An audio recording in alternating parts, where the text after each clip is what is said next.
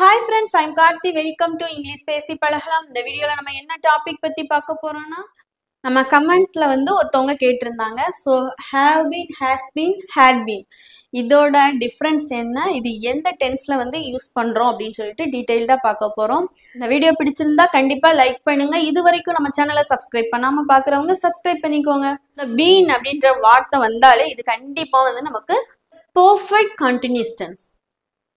ஓகேவா? ஸோ இதுக்கு முன்னாடி நம்ம நிறைய வீடியோல டென்சஸ் பத்தி தான் பார்த்துக்கிட்டு இருக்கோம். So have been, had been, has been எந்த டென்ஸ்ல எப்படி யூஸ் பண்றோம்னு சொல்லிட்டு பார்க்கலாம். இப்போ first have been, has been அப்படின்னு சொல்லிட்டு எடுத்துக்கலாம். இது ரெண்டுமே எந்த டென்ஸ்ல யூஸ் பண்ணுவோம்னு சொல்லி பார்த்தீங்கன்னா ப்ரெசன்ட் பெர்ஃபெக்ட் கண்டினியூஸ் டென்ஸ்ல எங்க யூஸ் பண்ணுவோம்? ப்ரெசன்ட் பெர்ஃபெக்ட் கண்டினியூஸ் டென்ஸ்ல தான் அந்த ஹேவ் பீனும் ஹேஸ் பீனும் வரும். ஓகேவா? ஹேவ் பீன் அப்படின்றது சப்ஜெக்டை பொறுத்து தான் இது ரெண்டுமே மாறுபடும்.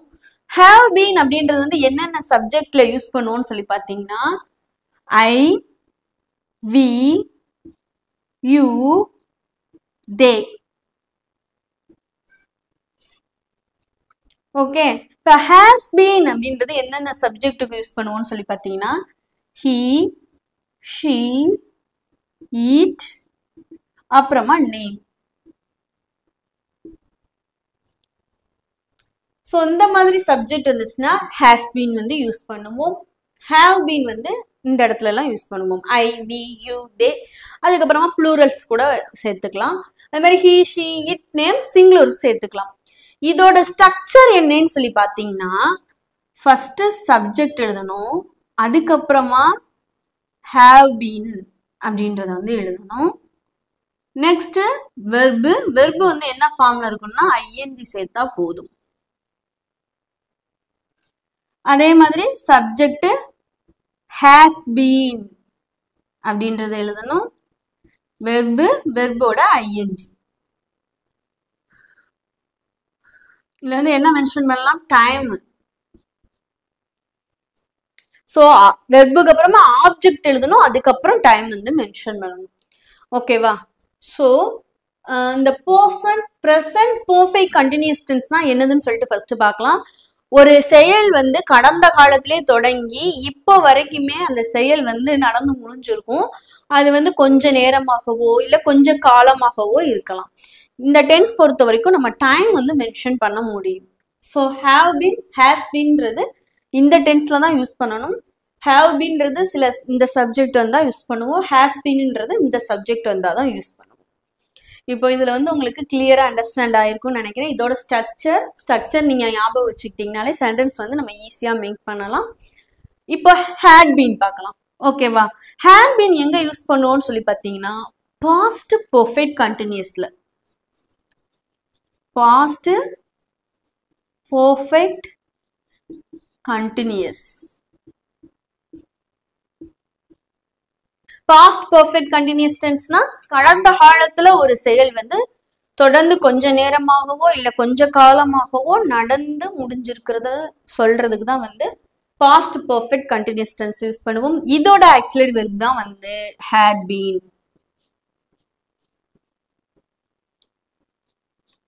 சப்ஜெக்ட் நமக்கு எதுவா வேணாலும் இருக்கலாம். அதாவது I, we, you, they, he, she, it, name, singular, plural, இப்படி எதுவா வேணாலும் இருக்கலாம். இப்போ எதுவா வேணாலும் இருந்தாலும் ஒரே சப்ஜெக்ட் தான். ஃபர்ஸ்ட் சப்ஜெக்ட் எழுத போறோம், அதுக்கப்புறமா had been, வெர்பு, வெர்போட ஐஎன்ஜி சேர்க்கணும், அதுக்கப்புறமா ஆப்ஜெக்ட் எழுதிட்டு அதுக்கப்புறமா தான் டைம் எழுதணும்.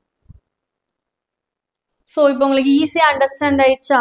have been, has been, had been எங்க யூஸ் பண்ணணும், எப்படி யூஸ் பண்ணணும்னு சொல்லிட்டு இந்த டென்ஸ்ல நம்ம டைம் மென்ஷன் பண்ண முடியும். இதுக்கு யூஸ் பண்ணக்கூடிய ப்ரிபோசிஷன் ரெண்டு, ஒன்னு சின்ஸ், ஒன்னு ஃபார். இது அதிகமா யூஸ் பண்ணுவோம். ஃபார்ன்றது ஒரு செயல் நடந்துச்சுன்னா அந்த கால அளவுகளை மென்ஷன் பண்றதுக்கு ஃபாரும், சின்ஸ்ன்றது அந்த செயல் ஆரம்பிக்கப்பட்ட நேரத்தை குறிக்கிறதுக்கு நம்ம ஃபாரும் யூஸ் பண்ணுவோம். ஸோ உங்களுக்கு ஈஸியா அண்டர்ஸ்டாண்ட் ஆயிடுச்சா? இப்போ இதுல இருந்து நம்ம எக்ஸாம்பிள்ஸ் பார்க்கலாம், இன்னும் உங்களுக்கு கிளியரா அண்டர்ஸ்டாண்ட் ஆகும். பாருங்க எக்ஸாம்பிள்ஸ் பார்க்கலாம். நான் 2 மணி நேரமாக படித்து கொண்டிருக்கிறேன்.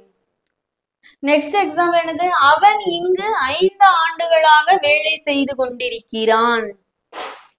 அவள் 1 மணி நேரமாக அவனுக்கு காத்து கொண்டிருந்தாள். சோ இந்த சென்டென்ஸ் வந்து எப்படி மேக் பண்ணணும்னு சொல்லிட்டு இப்ப பார்க்க போறோம்.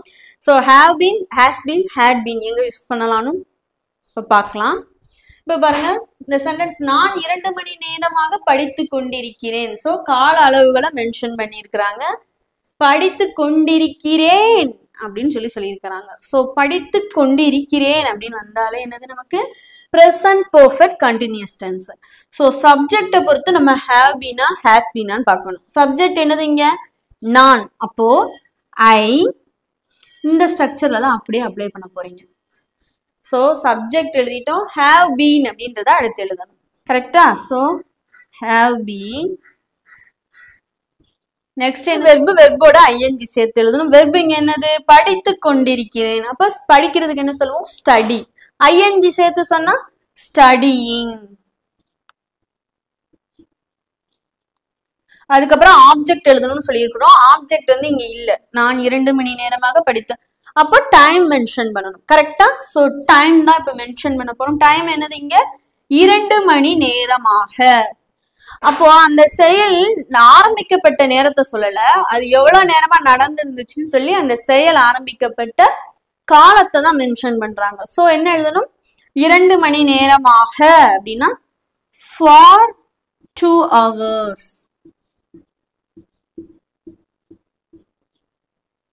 I have been studying for 2 hours. Next sentence பாருங்க.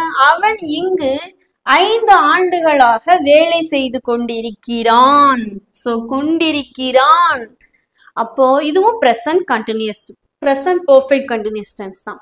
ஓகேவா? சோ சப்ஜெக்ட் வந்து என்னவா இருக்கோ அதை பொறுத்து ஹேவா ஹேஸான்னு சொல்லி நம்ம டிசைட் பண்ணணும். இங்க அவன் வந்திருக்கு, அப்போ ஹீனா என்னது? ஹேஸ் பீன் தான். ஓகேவா? சோ அவன்றத ஹீ எழுதியலாம். இந்த சப்ஜெக்ட்ல சாரி இந்த ஸ்ட்ரக்சர்ல அப்படியே அப்ளை பண்ண போறோம். சப்ஜெக்ட் எழுதிட்டோம். Next has been. So has been அப்படின்றத எழுதிடலாம். அதுக்கப்புறமா வெர்பு, வெர்போட ing சேர்த்து எழுதணும். இங்க வெர்பு என்னது? நமக்கு வேலை செய்து கொண்டிருக்கிறான்றதுதான் வெர்பு.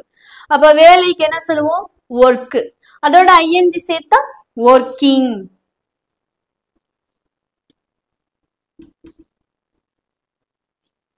ஆப்ஜெக்ட் கொடுத்திருக்காங்களான்னு பார்க்கணும். ஆப்ஜெக்ட் கொடுத்திருக்காங்களா? அவன் இங்கு அப்படின்றது object. So working here. Next time வந்து மென்ஷன் பண்ணணும். டைம் என்னது? 5 ஆண்டுகளாக. அப்போ இங்கேயும் 5 ஆண்டுகளாக அப்படின்றது அந்த கால அளவை மென்ஷன் பண்றதுனால for 5 years. for 5 years. எவ்வளவு ஈஸியா மேக் பண்ணிட்டோம்னு பாருங்க. நெக்ஸ்ட் பாருங்க. அவள் 1 மணி நேரமாக அவனுக்காக காத்து கொண்டிருந்தாள்.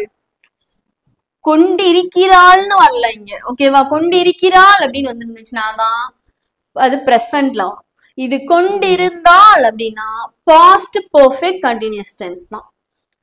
ஓகேவா? டைமும் மென்ஷன் பண்ணியிருக்காங்க. 2 மணி நேரமாக, 1 மணி நேரமாக அப்படின்ட்டு. சோ இந்த had been தான் வந்து எழுத போறோம். நமக்கு இங்க சப்ஜெக்ட பொறுத்து ஸ்ட்ரக்சர் பிரியாது. சோ ஒரே ஸ்ட்ரக்சர் தான். அப்புறம் சப்ஜெக்ட் வந்து ஃபர்ஸ்ட் எழுதிடலாம். நம்ம இந்த ஸ்ட்ரக்சர்ல அப்படியே அப்ளை பண்ண போறோம். First subject. சப்ஜெக்ட் என்னது இங்க நமக்கு? அவள். அப்போ she had been அப்படின்றத எழுதலாம். had been.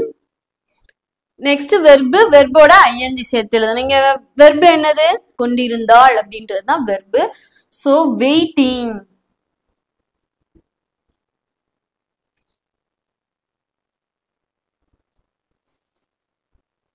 நெக்ஸ்ட் ஆப்ஜெக்ட் எழுதணும். ஆப்ஜெக்ட் எங்க? அவனுக்காக. So for him. 1 மணி நேரமாக. அப்போ for an hour. For an hour. நீங்க கேட்கலாம் ஏன் 2 ஃபார் போட்டிருக்கீங்கன்னு சொல்லிட்டு. ஃபார் அப்படின்றது இந்த ஆப்ஜெக்ட் இருக்கு பாத்தீங்களா, இதுக்காக தான், அவனுக்காக.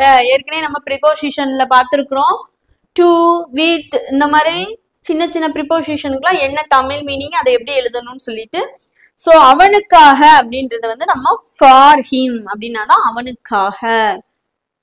நெக்ஸ்ட் டைம் மென்ஷன் பண்றதுனால 1 மணி நேரமாக கால அளவை மென்ஷன் பண்ணியிருக்கிறதுனால ஃபார் ஆன் அவர் அப்படின்னு சொல்லி எழுதியிருக்கிறோம். இப்போ இதை ரீட் பண்ணுங்க. She had been waiting for him for an hour. For an hour அப்படின்னாலே 1 hour அப்படின்னு தான் சொல்லுவோம். ஸோ நம்ம வந்து 1 மணி நேரமாக அப்படின்றத இந்த மாதிரியும் நம்ம மென்ஷன் பண்ணலாம். அல்லது நீங்க ஃபார் 1 hour அப்படின்னு எழுதலாம், அல்லது ஃபார் an hourன்னு எழுதலாம். ஓகே, ஸோ இப்போ இது வந்து உங்களுக்கு ஈஸியாக புரிஞ்சிருக்கும்னு நினைக்கிறேன். இப்போ நம்ம இந்த இடத்துல வந்து ஃபார் யூஸ் பண்ணி எழுதியிருக்கிறோம். கரெக்டாக டயத்தை மென்ஷன் பண்ணுறதுல ஃபார் யூஸ் பண்ணி have been, has been, had been மூணுக்கும் பார்த்தோம். இப்போ இதே இது நம்ம since யூஸ் பண்ணி இந்த 3 have been, has been, had beenக்கு since use பண்ணி எப்படி சென்டென்ஸ் வந்து மேக் பண்ணலாம்னு சொல்லிட்டு பார்க்கலாம். ஸோ இப்போ நெக்ஸ்ட் எக்ஸாம்பிள் பார்க்கலாம். அவள் 2015 இருந்து வேலை செய்து கொண்டிருந்தாள் அப்படின்னு சொல்லியிருக்காங்க. ஸோ கொண்டிருந்தாள் அப்படின்னு வந்தாலே என்னது நமக்கு அது past. Okay, so time mention பண்ணியிருக்காங்க. So past perfect continuous tense. இப்போ இதை எப்படி சேஞ்ச் பண்ணலாம்னு சொல்லி பார்க்கலாமா? ஸோ had been தான் இங்க யூஸ் பண்ண போறோம். இந்த ஸ்ட்ரக்சர்ல அப்படியே அப்ளை பண்ணலாம். சப்ஜெக்ட் என்னது? அவள். அப்போ she had been அப்படின்றத அப்படியே எழுதிடலாம். had been. நெக்ஸ்ட் வெர்போட ing. வெர்ப் என்னது இங்க? வேலை செய்து கொண்டிருந்தாள். அப்போ working அப்படின்னு எழுதணும். Next object. ஆப்ஜெக்ட் இங்க இருக்கா? இல்ல. சோ டைம் வந்து மென்ஷன் பண்ணிடலாம். டைம் என்னது?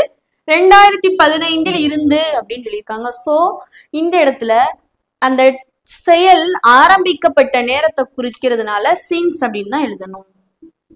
since 2015. Okay, so she had been working since 2015. Next sentence பாருங்க. அவர்கள் காலை முதல் சமைத்து கொண்டிருக்கிறார்கள். அவர்கள் காலை முதல் சமைத்து கொண்டிருக்கிறார்கள். சோ கொண்டிருக்கிறார்கள் அப்படின்னு வந்திருக்கு. சோ பிரசன்ட் தான். சோ பிரசன்ட் அப்படின்றதுனால அது have been, has been அப்படின்னு சொல்லிட்டு சப்ஜெக்ட பொறுத்து தான் பார்க்கணும். அவர்கள் வந்திருக்கு. சோ they வந்தா என்னது? have been. இங்க சப்ஜெக்ட் என்னது நமக்கு? அவர்கள். சோ இந்த இதுல அப்படியே அப்ளை பண்ணுங்க. சப்ஜெக்ட் வந்து ஃபர்ஸ்ட் they. ஓகே, they எழுதிடலாம். Next have been. have been. அதுக்கப்புறமா என்ன எழுதணும்? வெர்பு. வெர்போட ing சேர்த்து எழுதணும். வெர்பு என்னது இங்க? சமைத்து கொண்டிருக்கிறார்கள் அப்படின்றதுதான் வெர்பு. அப்ப என்ன எழுதணும்? குக்கிங். குக்குன்னு எழுதக்கூடாது, நம்ம ing சேர்த்து எழுதுறதுனால குக்கிங் அப்படின்னு சொல்லிட்டு எழுதிடலாம். நெக்ஸ்ட் என்ன எழுதணும்? ஆப்ஜெக்ட். ஆப்ஜெக்ட் இங்க இல்ல நமக்கு. சோ டைம் மென்ஷன் பண்ணா போதும். என்ன சொல்லியிருக்காங்க? காலை முதல். அப்போ since morning. since morning. Time ஆரம்பிக்கப்பட்ட நேரத்தை சொன்னதுனால இங்க since வந்து யூஸ் பண்றோம். ஓகேவா? இப்ப நெக்ஸ்ட் சென்டென்ஸ் பாருங்க. இரவு முதல் மழை பெய்து கொண்டிருக்கிறது. சோ கொண்டிருக்கிறது அப்படின்னு வந்திருக்கு. சோ இதுவும் நமக்கு என்னது? பிரசன்ட் தான். ஓகே, சோ இங்க வந்து என்ன சப்ஜெக்ட் வந்திருக்குன்னு பொறுத்து have, has ஆன் மாறுபடும். இங்க மழையை பத்தி பேசியிருக்காங்க. சோ eat அப்படின்றதுதான். சோ has அப்படின்னு தான் எழுத போறோம். சோ சப்ஜெக்ட் என்னது இங்க? மழையை பத்தி பேசியிருக்கிறதுனால eat. Next has been. Verb என்னது இங்க நமக்கு? மழை பெய்து கொண்டிருக்கிறது அப்படின்னு தான் வெர்பு. மழை பெய்து கொண்டிருக்கிறது அப்படின்றதுதான் வெர்பு நமக்கு. அப்போ raining. இங்க நமக்கு ஆப்ஜெக்ட் கொடுத்திருக்காங்களா? இல்ல. சோ இரவு முதல் அப்படின்றதுனால since night. பாருங்க எவ்வளவு ஈஸியா வந்து சென்டென்ஸ் மேக் பண்ணிட்டோம்னு சொல்லிட்டு ஃபர்ஸ்ட் நம்ம have been, has been, had beenக்கு for வச்சு எப்படி எழுதுறதுன்னு பார்த்தோம். இப்போ since வச்சு எப்படி எழுதணும்னு பார்த்திருக்கோம். சோ இதான் வந்து have been, has been, had been use பண்ணக்கூடிய இடங்கள், அதை யூஸ் பண்ணக்கூடிய முறை.